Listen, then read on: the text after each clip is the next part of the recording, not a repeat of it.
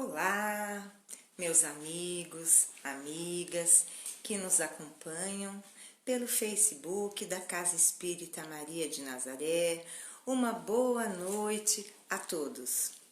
Hoje, eu, Vânia, João Firmino, meu companheiro, somos trabalhadores da Casa Espírita Maria de Nazaré, no município de Poá, e estamos aqui para desenvolver as atividades que faríamos se a Casa Espírita estivesse aberta.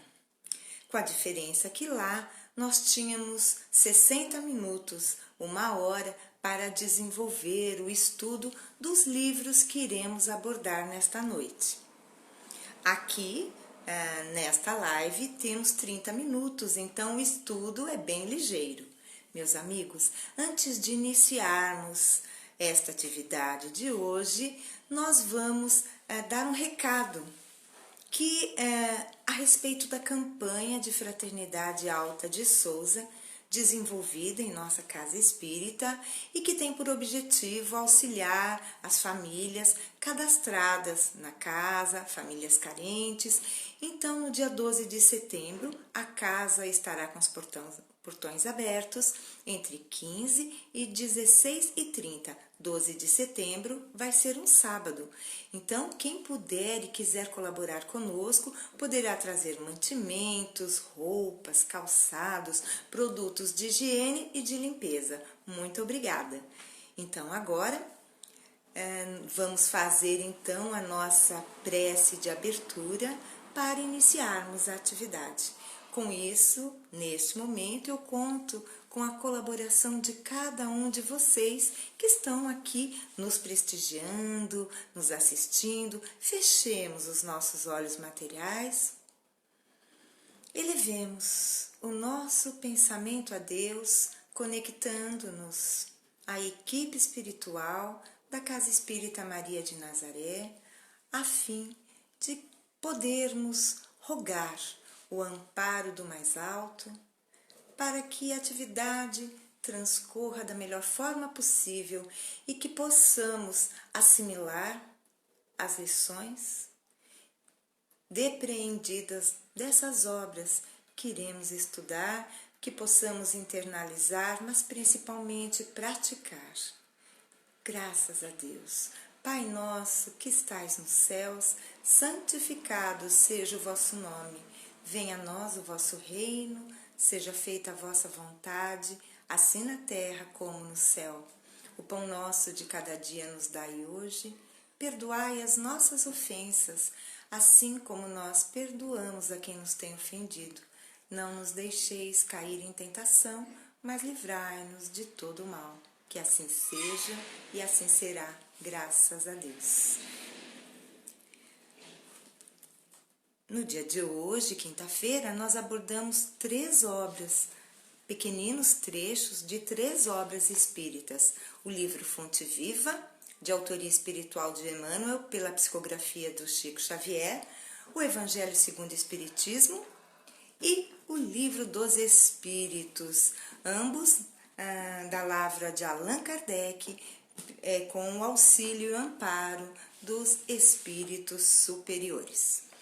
A lição do Fonte Viva de hoje é a número 62, devagar, mas sempre. Mas ainda que o nosso homem exterior se corrompa, o interior, contudo, se renova de dia em dia. Paulo, 2 Coríntios 4,16. Observa o espírito de sequência e gradação que prevalece nos mínimos setores da natureza. Nada se realiza aos saltos e na pauta da lei divina não existe privilégio em parte alguma. Enche-se a espiga de grão em grão, desenvolve-se a árvore milímetro a milímetro. Nasce a floresta de sementes insignificantes, levanta-se a construção peça por peça. Começa o tecido nos fios. As mais famosas páginas foram produzidas letra a letra. A cidade mais rica é edificada palmo a palmo. As maiores fortunas de ouro e pedras foram extraídas do solo, fragmento a fragmento. A estrada mais longa é pavimentada metro a metro. O grande rio que despeja no mar é conjunto de filetes líquidos.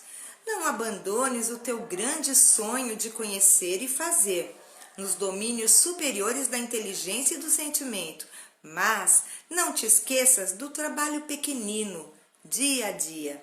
A vida é processo renovador em toda parte e, segundo a palavra sublime de Paulo, ainda que a carne se corrompa, a individualidade imperecível se reforma incessantemente, para que não nos modifiquemos. Todavia, em sentido oposto à expectativa do alto, é indispensável saibamos perseverar com o esforço de autoaperfeiçoamento em vigilância constante na atividade que nos ajude e enobreça.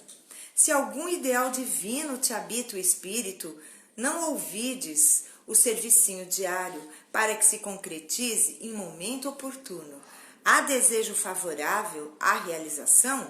Age com regularidade, de alma voltada para a meta.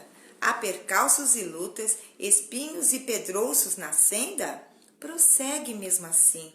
O tempo, implacável dominador de civilizações e homens, marcha apenas com 60 minutos por hora, mas nunca se detém.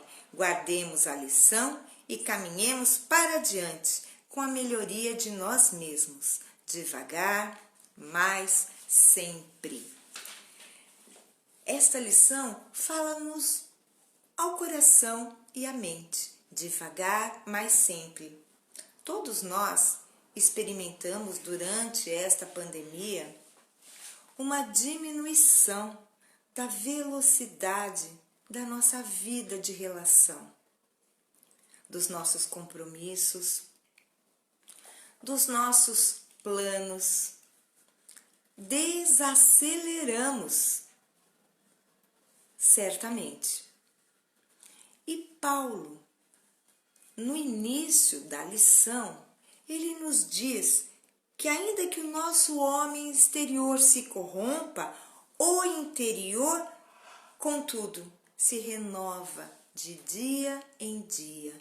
Paulo, neste momento, nos faz a diferenciação da alma, espírito encarnado, que necessita de um corpo para vivenciar as experiências necessárias ao seu desenvolvimento, ao seu progresso, e o espírito, que é a flama, a centelha divina em nós. O que Paulo quer dizer é que, estando no corpo, estamos sujeitos a falhas, a erros, a tentações, a fracassos. Por outro lado, se formos abarcar toda e cada uma das nossas existências, vamos verificar que, ainda que pequenino, o progresso se faz. A cada existência, vamos melhorando moral e intelectualmente, devagar, mas sempre. Todos nós passamos pela escola. Se hoje nós temos condição de ler um livro, ter o hábito da leitura, é porque um dia a nossa primeira professora pegou em nossa mão e nos ensinou o beabá, as primeiras letrinhas. Então, como tudo, a natureza não dá salto. Nos ensina a doutrina espírita com muita clareza e propriedade. Nada dá salto. Não temos como pular as etapas que um dia nos levarão à luz. É impossível. E Emmanuel, que é o autor espiritual do livro Fonte Viva, ele nos dá nessa lição, devagar mas sempre, inúmeros exemplos de como a natureza ela se concretiza no nosso dia a dia, que uma espiga se faz de grão em grão, que a árvore cresce milímetro a milímetro, tudo vai paulatinamente, ou seja, aos poucos.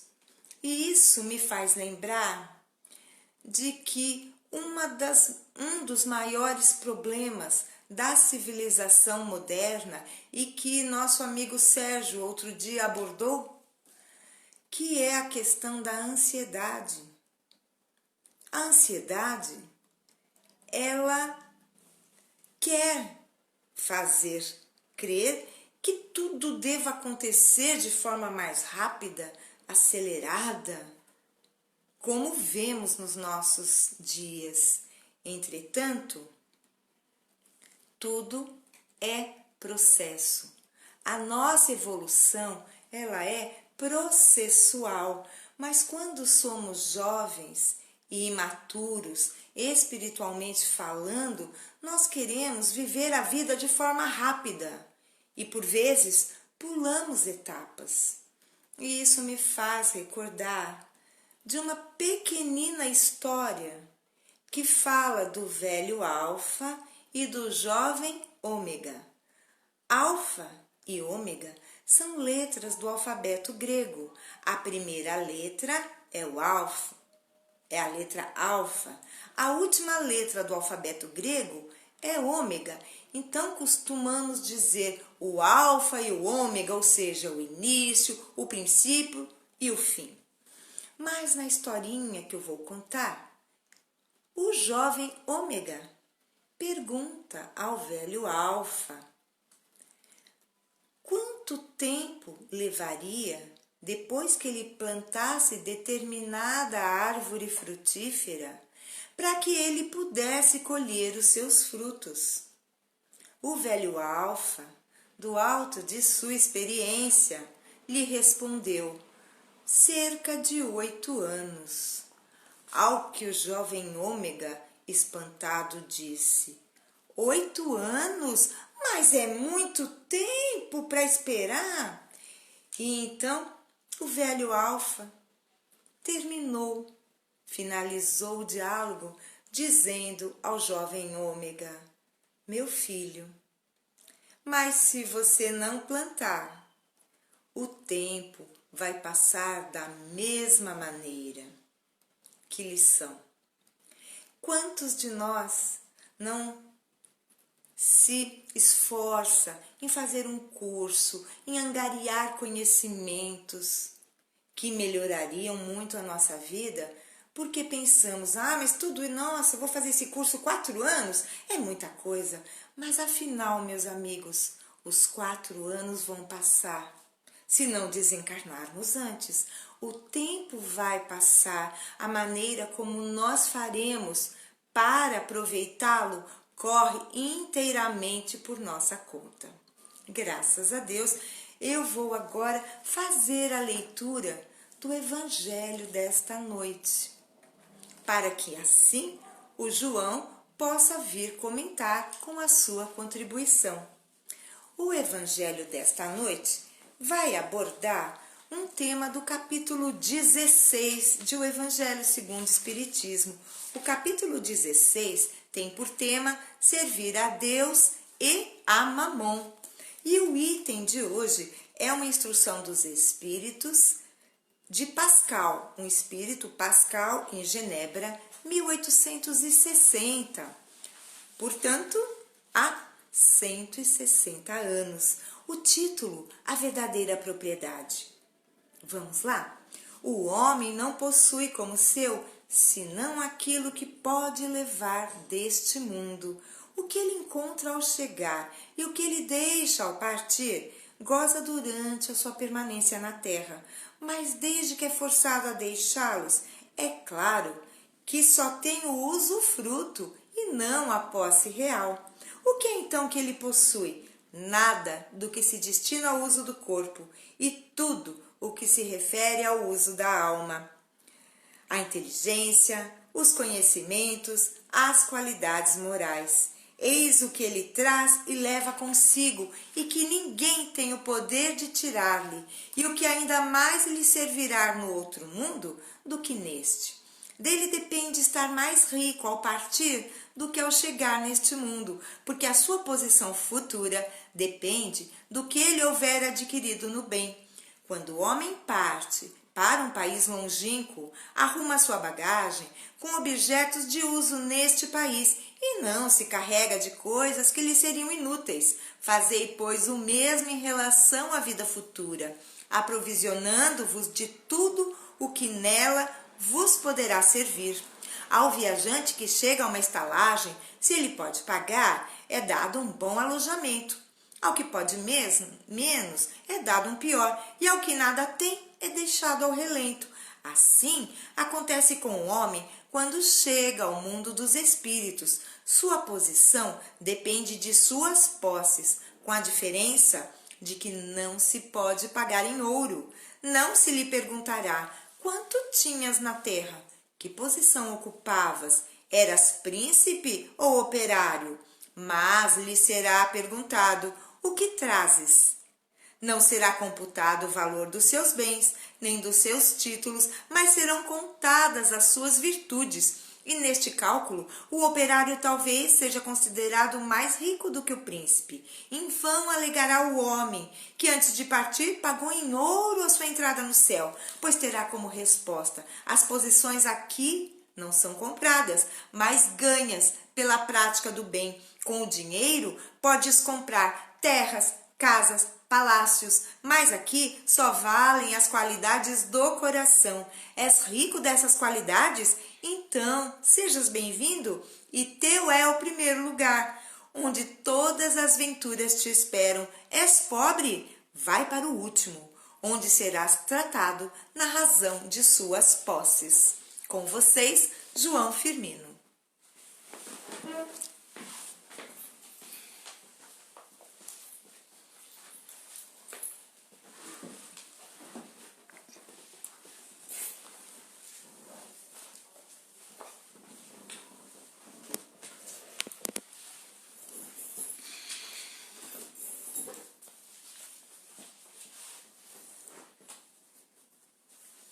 Queridos irmãos, amadas irmãs, que a doce paz de Jesus possa estar sempre presente em nossos corações. Estamos aqui para mais uma atividade esta que hoje, por ser quinta-feira, está ligado aquele trabalho de estudo e assistência espiritual que acontece todos os dias na nossa casa, ou, vamos dizer assim, presencialmente acontecia até alguns meses atrás. Mas temos certeza que a espiritualidade vem desenvolvendo as atividades na casa como se nós estivéssemos presentes, porque a Casa Espírita visa atender não somente os encarnados, mas também os desencarnados. Hoje nós temos um tema muito importante para todos nós, que é a verdadeira propriedade. E quais são estas propriedades que nós podemos mencionar, relatar, conversarmos aqui um pouquinho nesses minutos que temos para entendermos qual o nosso objetivo aqui neste plano material. Ao chegarmos ao mundo material, nós aqui chegamos pequeninos, totalmente indefesos do ponto de vista físico, material, altamente dependente, dos nossos pais para desenvolvermos. E à medida que vamos crescendo, vamos desenvolvendo inteligência, vamos desenvolvendo capacidade física, raciocínio e outros valores relacionados mais à vida material. Mas o nosso objetivo principal é desenvolvermos a vida na sua dimensão espiritual. O texto hoje, o tema é a verdadeira propriedade. Os Espíritos nos chamam a uma reflexão dentro do Evangelho, me parece que está no capítulo 6º, uma referência, se a Vânia memorizar, ela pode até me passar, com relação a eu diria assim, há uma advertência dos espíritos superiores que nos pede: espírita, amai-vos, eis o primeiro mandamento. Espíritas, instruí-vos, eis o segundo mandamento principal. Ou seja, desenvolvermos o amor na sua, eu diria assim, na profundidade maior, mas um amor com instrução, com conhecimento. São, eu diria assim, dois valores essenciais para fixarmos a nossa existência na conquista desses dois valores, desses dois itens, que são as maiores riquezas que poderemos ter, construir, adquirir, elevar conosco quando retornarmos para a pátria espiritual. Porque no mundo material, na pátria material, vamos assim dizer, porque estamos hoje, eu, a Vânia, e os que estão me ouvindo, a maioria, tenho certeza que estão no Brasil. E a nossa pátria, no momento, somos brasileiros. E a nossa pátria é o Brasil.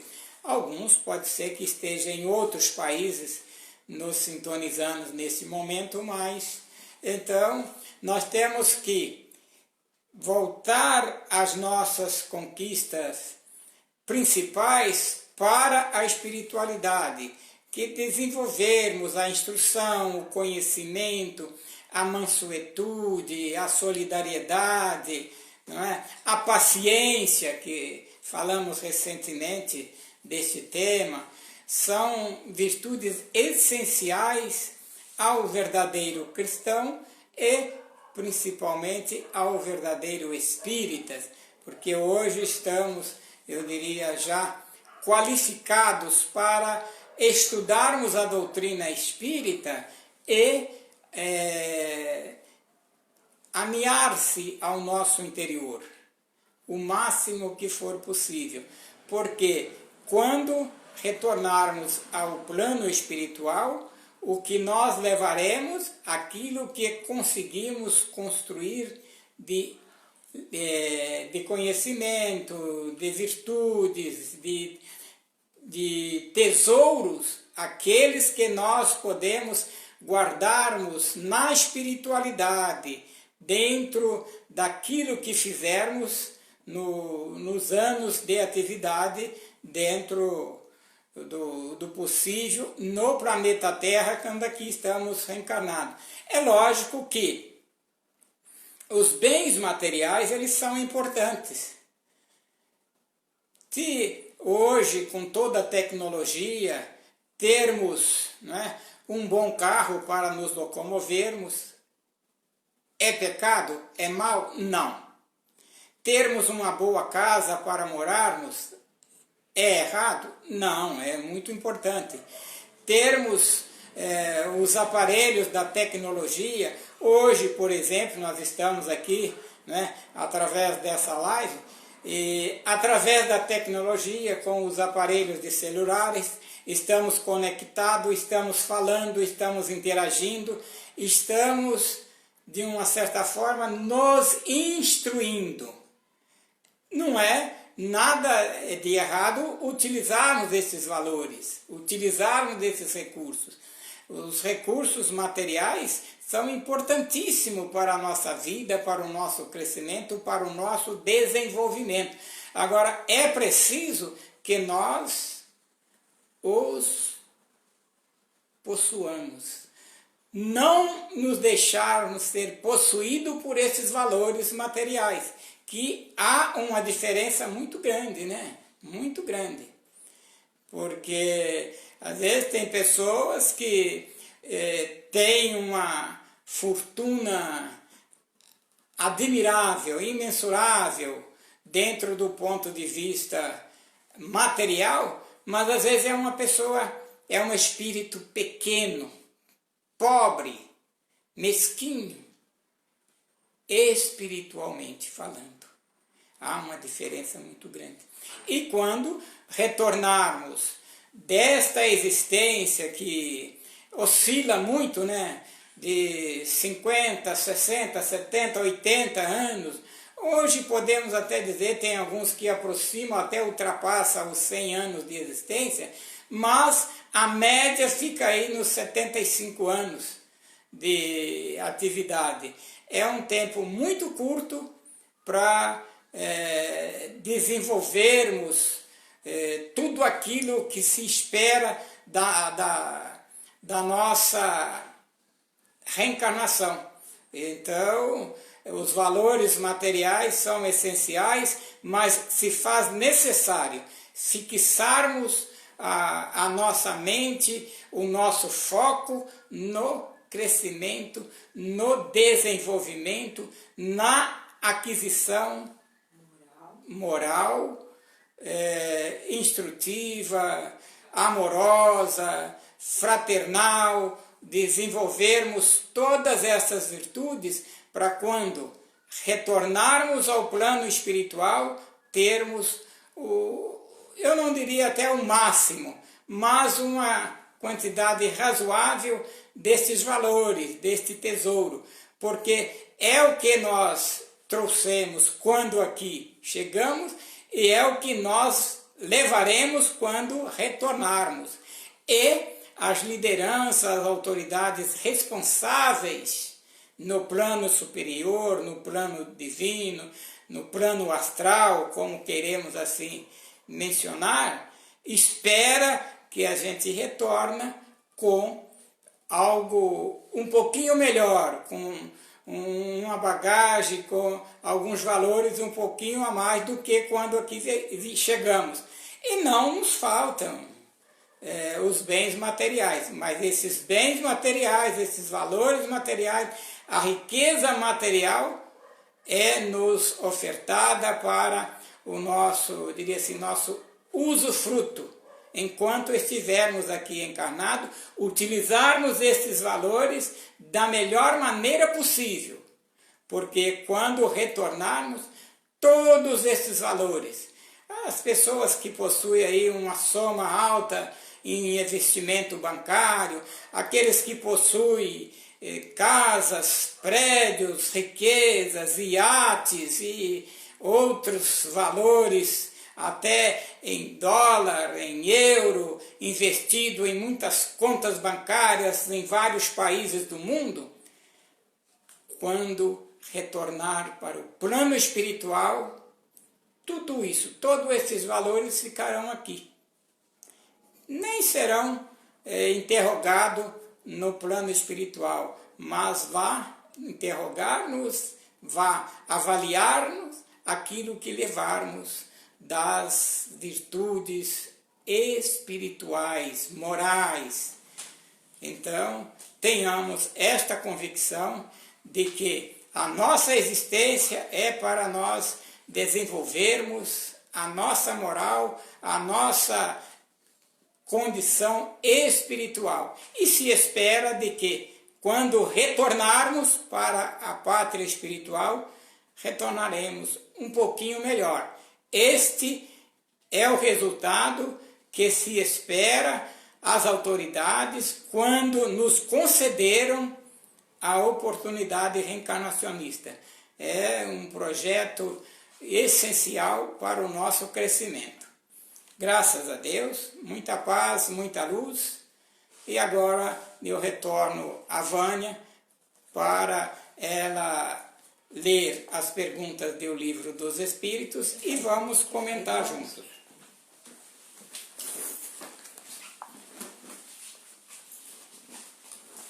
Meus amigos, quanto ao Livro dos Espíritos, tentaremos hoje abordar duas questões. É a de número 555 e 556. Faremos breves comentários porque o tempo está se esgotando. 555. Que sentido se deve dar ao qualificativo de feiticeiro? Kardec, então, indaga aos espíritos o que seria um feiticeiro. Vamos lembrar que este livro foi editado em 1857. Então, naquela época, se falava em feiticeiros. Hoje, não seria bem esse termo que seria utilizado, né? Feiticeiro. Seria um místico, alguém, um curandeiro, talvez, né? Então, aqui os espíritos respondem o que seria um feiticeiro. Esses, a que chamais feiticeiros, são pessoas, quando de boa fé, que possuem certas faculdades, como o poder magnético ou a dupla vista, como fazem coisas que não compreendeis, as julgais dotadas de poder sobrenatural. Vossos sábios não passaram muitas vezes por feiticeiros aos olhos dos ignorantes? Então, o que os espíritos nos respondem é que o feiticeiro nada mais é do que alguém que tem uma mediunidade, que pode ver além do que os nossos olhos, né, materiais alcançam. Então, é mais neste sentido da mediunidade. Isso quando eles são de boa fé, que eles têm essas faculdades, que é este poder magnético. Então, feiticeiro da forma sobrenatural, de magia, isso já fica no campo da crendice. Então, os bons espíritos nos relatam que o feiticeiro nada mais é do que uma pessoa que tem certas faculdades, como um médium, não é? Isso não é para todos, e sabemos que a mediunidade é uma condição orgânica que nasce com a pessoa, é uma condição orgânica como falar, ouvir, ver, que algumas pessoas têm, e quando usadas para o bem, muito que bem. Agora, quando usadas para o mal, e nós já lemos numa questão do Livro dos Espíritos que um homem mau, secundado, ou seja, auxiliado por um homem mau, pode atingir um outro? E a resposta foi: Deus não o permitiria. Então, é um espírito mau. Isso é o que o João falou. Uma pessoa de má índole secundada por um espírito mau. Então, Deus não permitiria. Então, o que muitas vezes nos atinge são as nossas próprias imperfeições morais. Não é? Que os maus espíritos, eles se aproveitam eles não criam nada em nós, mas eles se aproveitam do que tem na nossa intimidade para fazer com que nos atrapalhemos com as situações vividas. A pergunta de número 556, eu vou deixar para o João responder e explicar. Certas pessoas têm realmente o dom de curar por simples contato? E os espíritos respondem: o poder magnético pode chegar até isso, quando é secundado, auxiliado, pela pureza de sentimentos e um ardente desejo de fazer o bem, porque então os bons espíritos auxiliam. Mas é necessário desconfiar da maneira por que as coisas são contadas por pessoas muito crédulas ou muito entusiastas, sempre dispostas a ver o maravilhoso nas coisas mais simples e mais naturais. É necessário também desconfiar dos relatos interesseiros por parte de pessoas que exploram a credulidade em proveito próprio. Então, para comentários da questão, o João vai falar conosco. Repita só a pergunta. Certas pessoas têm realmente o dom de curar por simples contato? Olha, eu digo que sim. os espíritos têm uma certa liberdade e propriedade para auxiliar, agir a benefício de um outro espírito encarnado. Eu vou ser rápido nos comentários, vou citar simplesmente um fato acontecido na minha família, com o meu pai. Certa vez o meu pai estava trabalhando na roça e começou a chover, veio assim aquela chuva de verão que vem forte e passa logo em seguida, mas às vezes é uma chuva que deixa a gente molhado. E meu pai estava trabalhando assim na roça e na estrada de terra e começou uma chuva dessa rápida, estava passando um carreiro com um carro de boi cheio de cana, a chamada cana-manteiga, que lá em Minas existe muito. E meu pai correu, enfiou debaixo do carro e para se proteger da chuva, porque o carreiro parou o carro também e não deixou que os bois se movimentassem. A chuva passou, o meu pai saiu do carro, saiu de debaixo do carro, pegou uma cana e começou a descascar aquela cana para chupar. E ele percebeu que o carreiro não gostou. Pois bem, passado uns dias, o meu pai começou a sentir uma dor de dente. E essa dor de dente foi agravando. Eu vou ser rápido, não vou contar os pormenores das entrelinhas. Ele sofreu vários dias com essa dor de dente, foi ao dentista, mandou arrancar o dente. Quando tirou o dente, isso já fazia acho que mais de um mês ou dois que ele não conseguia se livrar dessa dor. O dentista tirou o dente e começou uma hemorragia. E essa hemorragia demorou para estancar. E até o dentista pediu à esposa dele, que ele atendia em casa, para que ela ficasse atendendo o meu pai e ele fosse atender os outros clientes. Bom, meu pai, ela fez lá um café com leite, um pão com manteiga, e serviu para o meu pai comeu assim com ainda sangue, porque ele começou a ficar meio fraco, era de manhã, veio para casa e ele parecia que ele estava flutuando. Quando ele chegou em casa, a hora que ele pôs o pé dentro de casa, a dor de dente voltou. E aí já não doía só o dente, doía todo o maxilar inferior e aquela dor horrível, não inchou, mas também não passava aquela dor. Ele ficou uns 3 meses sem dormir, não dormia direito, emagreceu, não conseguia trabalhar porque a dor não passava, hora nenhuma. Amou tudo que foi possível. E tinha, na cidade vizinha ao bar, Visconde do Rio Branco, uma médium, que eles chamavam na época, era uma curandeira. Essa médium era conhecida como Mãe Filomena.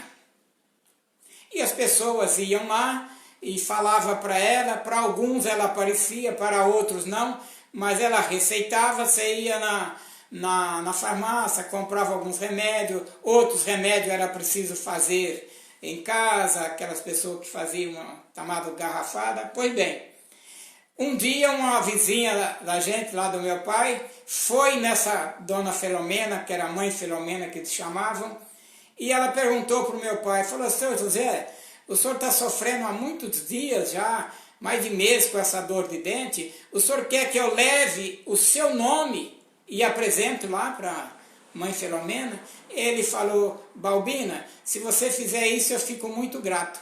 Ela foi, na hora do atendimento lá na casa, era numa cidade vizinha, Visconde do Rio Branco, ela falou do meu pai para essa médium, que era conhecida como Mãe Filomena. Ela falou para dona Balbina assim: coitado do moço, ele está sofrendo muito, mas eu vou aplicar uma injeção nele agora e ele vai ficar bom. na hora certinha, que ela conversando na cidade vizinha com a mãe Filomena, o meu pai estava na cozinha, assim, minha mãe fazendo uma comida, fazendo alguma coisa no fogão, e ele andando em volta dela na cozinha, e que a dor não passava, ele não conseguia parar. Ele sentiu, na hora certinha, ele sentiu aquela ferroada, uma fisgada no rosto, assim, do lado do maxilar. Ele deu aquele grito, saiu correndo. Minha mãe chamava Conceição, ele falou assim: Conceição do céu, eu não aguento mais. Me deu uma fisgada, uma ferroada no rosto, saiu correndo, caiu em cima da cama, atravessado na cama e dormiu. Isso era umas 3 horas da tarde. Ele dormiu até o outro dia, às 7 horas da manhã. A minha mãe deixou ele dormir, ela dormiu no outro lado, no outro canto do quarto, e ele dormiu esse período todo. Quando ele acordou, não tinha dor nenhuma mais. Então foi um trabalho, né? Tudo passado. Então, a médium, Dona Filomena, conseguiu, com a intervenção espiritual dos bons espíritos, um tratamento, né, um alívio para o meu pai daquela dor que ele sentia. Então, quando o indivíduo tem o merecimento, quando há um médium, uma pessoa que tenha a capacidade de fazer um tratamento, um processo curativo à distância, e os espíritos bons atuam, e muita coisa pode ser feita. Existe, além do nosso mundo material, muitas coisas do que, como se diz, que a nossa vã filosofia possa imaginar. Queridos irmãos, após essa explicação da vivência do João com seu familiar, seu papai querido, nós vamos então encerrar, lembrando que todas as noites, né, final de tarde, todas as 18 horas, nós temos as nossas lives. Amanhã ficaremos com o João, sábado retornaremos João e eu. Meus amigos, amanhã será o Ezequiel. Então, meus amigos, vamos encerrar, que o horário já até passou, não é? Então, vamos elevando o nosso pensamento, agradecer a Maria, nossa Mãe Santíssima, que dá nome à nossa casa. Ave Maria, cheia de graça, o Senhor é convosco. Bendita sois vós entre as mulheres, bendito é o fruto do vosso ventre, Jesus. Santa Maria, Mãe de Jesus, rogai por nós, os seus filhos, agora e na hora do nosso desenlace. Que assim seja. Graças a Deus, graças a Jesus, uma noite abençoada a todos e um abraço fraterno. Até a próxima!